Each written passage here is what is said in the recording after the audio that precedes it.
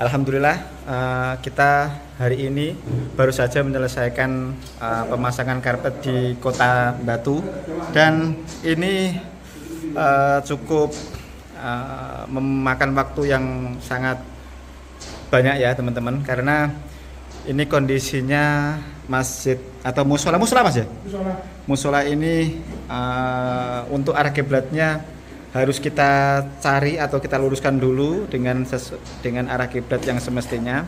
Makanya untuk bangunannya memang seperti ini, tapi karena arah kiblatnya agak serong, kita mengikuti arah kiblat.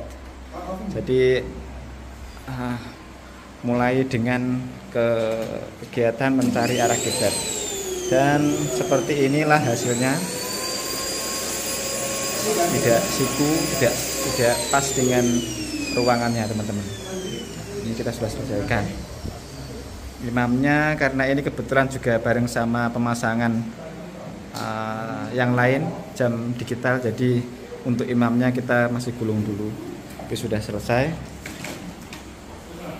Dan kita bukan hanya lantai 1 ya teman-teman. Jadi nanti kita juga melakukan pemasangan di lantai 2. Nanti kita akan pindah ke lantai 2.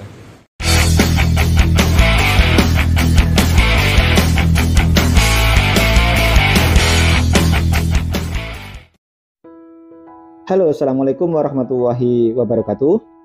Dengan Umar, Siva Karpet. Teman-teman sahabat Siva Karpet dimanapun kalian berada, untuk bulan Ramadan tahun ini insya Allah akan jatuh pada tanggal 23 Maret 2023, dan itu artinya kurang lebih sekitar 2 minggu lagi kita akan memasuki bulan suci Ramadan.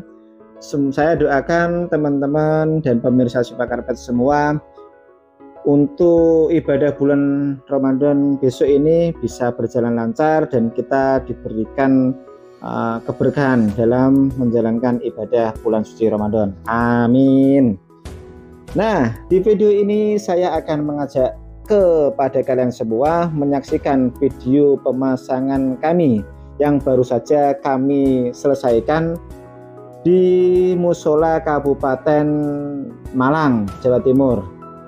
Dan di sini kita pasangnya ya, ini 2 lantai dan kita karpet yang dibutuhkan sebanyak 72 meter. Jadi nanti ada lantai 1 dan lantai 2. Seperti yang teman-teman lihat, di ruangannya memang cukup unik karena ini arah kiblatnya tidak sama dengan bentuk ruangan yang semestinya. Di samping kiri itu adalah imamnya ya teman-teman. Yang teman-teman lihat di samping kiri itu adalah imamnya, tempat imam yang disiapkan.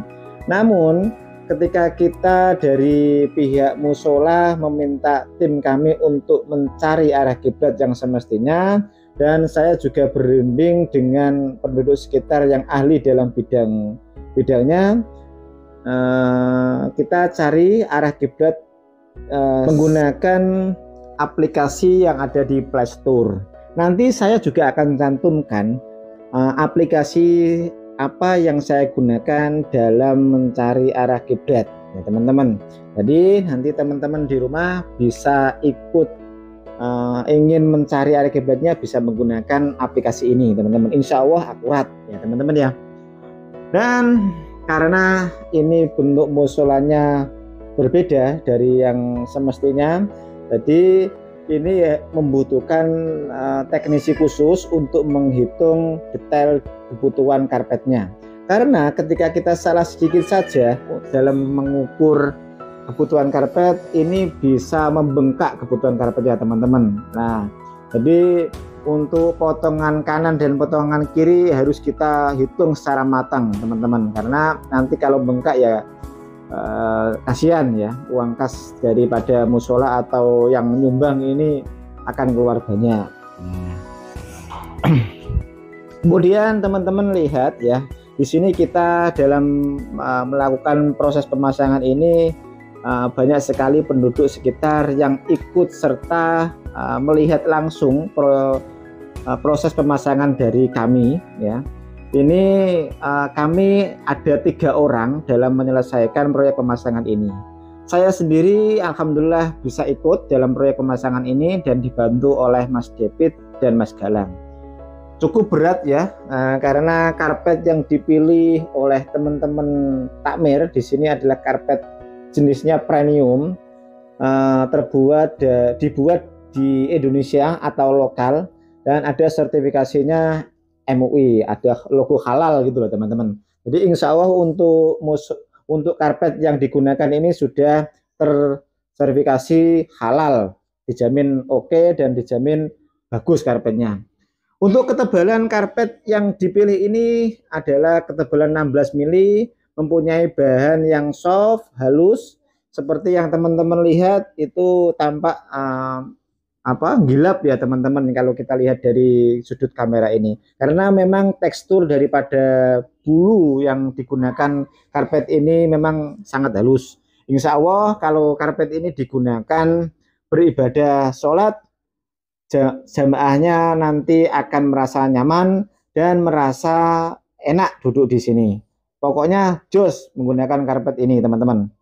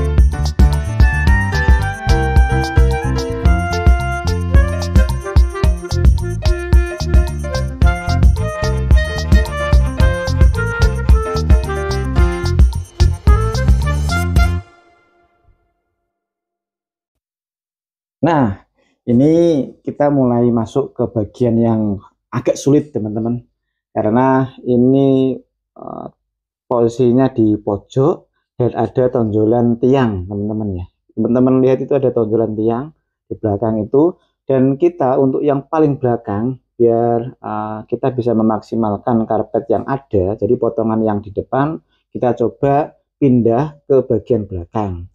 Nah, ternyata ketika kita pindah ke bagian belakang ternyata masih kurang teman-teman ya. Kita coba cari lagi, nanti setelah dipotong itu kita akan coba pindah ke belakang. Mudah-mudahan pas teman-teman, karena nanti biar tidak makan karpetnya banyak-banyak. Nah, ini di di sela-sela kesibukan pemasangan ini saya juga membantu Mas David sama Mas Galang untuk memotong yang sebelah kiri. Untuk Mas Galang ini juga memotong yang sebelah kanan, karena ini potongannya panjang teman-teman ya. Jadi kita menggunakan alat bantu penggaris teman-teman. Itu teman-teman lihat penggarisnya aja itu kurang teman-teman. Nah, di sini Mas Galang mengeluarkan skill khususnya untuk memotong yang pojok itu. Nah, setelah dipotong lurus dapat seperti ini, kita akan ngemal lagi teman-teman untuk bagian yang kotak di bagian tonjolan tiangnya itu. Nah, ini Mas David saya ganti ya, karena Mas David kelelahan, jadi saya ganti untuk melakukan pengemalan tiang ini. Nah, seperti ini yang saya gunakan teman-teman caranya. Jadi saya potong untuk samping kanan dan samping kiri, kemudian kita cari bagian yang bisa kita potong, itu biar setelah kita dapat bagian yang potong, kita potongnya dari bawah teman-teman. Nah, dari bawah ini kan ada mal-malannya, jadi bisa lurus teman-teman. Nah, ini hasilnya bagus ya teman-teman ya. Jadi memang saya itu ahli dalam potong-potong teman-teman ya. Nah, Mas David saya pindah untuk masang yang pojok bagian depan teman-teman. Ini untuk imaman teman-teman. Mas David mengemal di bagian depan yang imaman.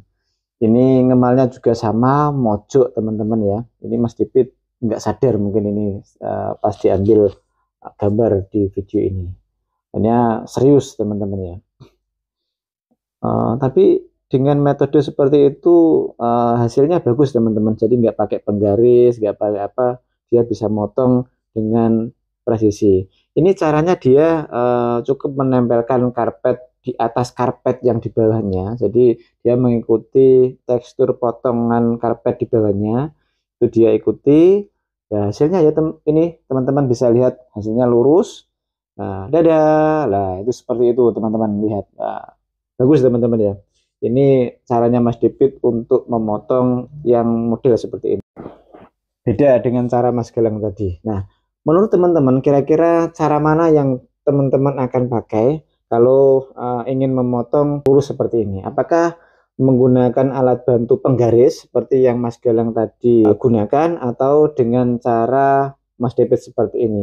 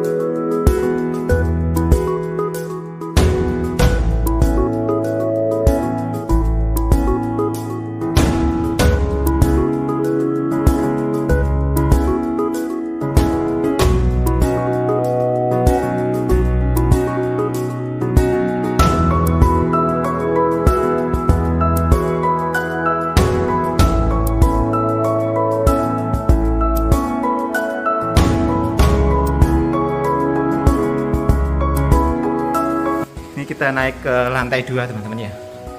Nah, naik lantai 2. Nah,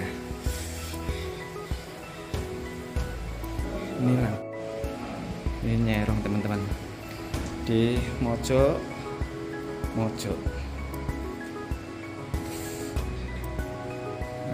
kayak gini teman-teman ya. Tidak siku. Menceng. Nah, masih ada segini. Jadi nanti sholatnya